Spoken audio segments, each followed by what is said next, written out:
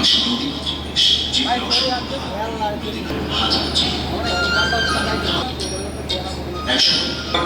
গ্রাম বাংলার হাজার হাজার মানুষ ইতিমধ্যে নেমে এসেছেন মজা নদীর সংস্কার করতে, খাল নালা কেটে পানি ধরে রাখতে।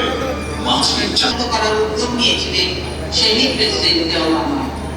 তাঁর সূচিত কার্যক্রমের ধারাবাহিকতার ফসল আজকের এই মৎস্যপক্ষ আমরা দুই দেশকে মৎস্য সম্পদের সমৃদ্ধি অনেক লাভ। মৎস্য সম্পদের উন্নয়ন, উৎপাদন, সংরক্ষণ ও পরিমিত আহরণের সঙ্গে সর্বস্তরের জনগণকে সম্পৃক্ত করে ব্যাপক সামাজিক আন্দোলন সৃষ্টি